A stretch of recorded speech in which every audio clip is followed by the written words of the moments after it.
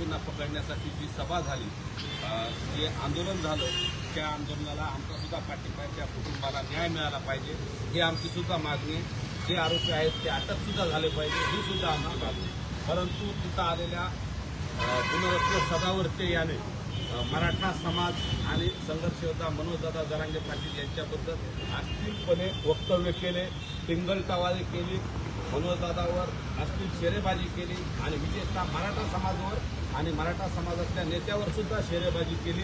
त्या घटनेचा आम्ही सर्वप्रथम जाहीर निषेध करतो आणि सदावर्तेनं मराठा आणि ओबीसी, मराठा आणि वंजारी वाद लावण्याचा प्रयत्न केला आहे, महाराष्ट्रातली शांतता भंग करण्याचा प्रयत्न केला आहे. त्यामुळं त्याच्यावर गुन्हा दाखल झाला पाहिजे आणि त्याला महाराष्ट्रातून तडीपार केलं पाहिजे. या मागणीचं निवेदन, या मागणीचा गुन्हा दाखल करण्यासाठी आज आम्ही शिवाजीनगर पोलीस स्टेशन बीड येथे आलेलो आहोत आणि पोलीस निरीक्षक साहेबाला आम्ही त्याच्यावर कठोरात कठोर कलम लावून पुन्हा असे प्रकार होणार नाहीत यासाठी आम्ही मागणी केली.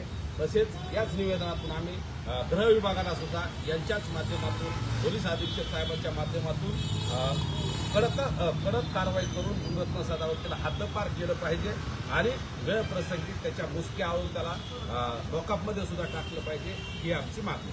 आपण जर पाहिलं तर ना राजकीय असेल, सामाजिक क्षेत्रात असेल, अनेक मंडळी जी आहेत ती एक जी पातळी असते बोलण्याची, तर ती पातळी घसरून खाली चाललेत आणि त्यामुळे कुठेतरी सामाजिक शांतता बिघडत चालली असं वाटत नाही तुम्हाला?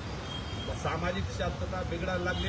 बऱ्याच लोकांना मराठा आणि ओबीसी वाद लावायचा आहे, त्यातून त्यांचा राजकीय स्वार्थ साधायचा आहे आणि त्याच्यामुळे हे सगळं चाललंय.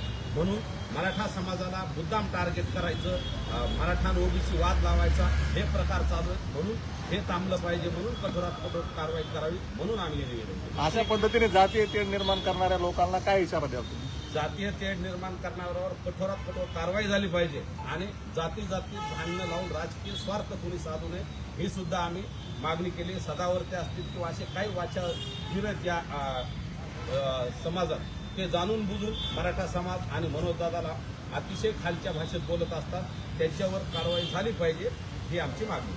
काल सदावर्ते म्हणाले की जरांगे पाटलाला 8 दिवसात भूमिका केली असं संपोध करण्यासाठी वेळ मिळाला नाही किंवा त्याच्यावरती बोलण्याचा त्यांना वेळ मिळाला. मला वाटतं तो जरा डोक्यावर परिणाम झालाय सदावर्तेच्या असं वाटतं.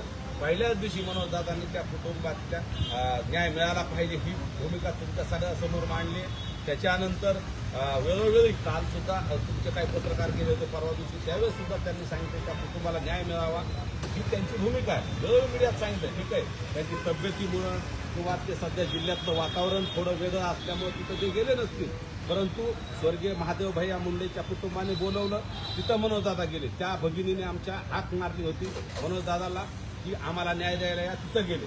जे जे बोलवतील नाव घेऊन मनोजदादा तिथं जातात. या जर कुटुंबाने भविष्यात बोलवलं तर मनोजदादांची त्यांना गरज लागली आणि जर तिथं बोलवलं तर मनोजदादा तिथं सुद्धा जातील. तसेच मनोजदादांनी त्या पुण्यातल्या कुलकर्णी कुटुंबातल्या एका भगिनीवरती आंदोलनवरती अत्याचार करतात, तिथं सुद्धा दादा गेले होते, परंतु तिथं कुटुंबाची इच्छा नव्हती म्हणून कुणाला भेटायची परिस्थिती मानसिक नव्हती म्हणून ते वापस आले. त्याच्यामुळे इथंही तसा प्रकार होऊ नये म्हणून दादा तिथं गेले नाहीत. जर बोलावणं आलं तर नक्की किंवा त्यांचा काही त्यांनी मीडियातून आवाहन केलं तरी दादा तिथं जातील, हा मला विश्वास आहे. तसेच मालेगावची घटना असेल किंवा जिथं जिथे अन्याय होईल तिथं तिथं म्हणून दादा जात असतात. स्वर्गीय संतोष भाईच्या तिथं सुद्धा कुटुंबाने आवाहन केलं तर गेलेले. त्याच्यामुळं भविष्यातही जिथं कुठं अन्याय होईल तिथं म्हणून दादा हमेशा जातात. त्याच्यामुळं सदावर्तेने असं चुकीचं वक्तव्य करण्यापेक्षा अगोदर सगळी स्वतःची मानसिक तपासणी करून घ्या.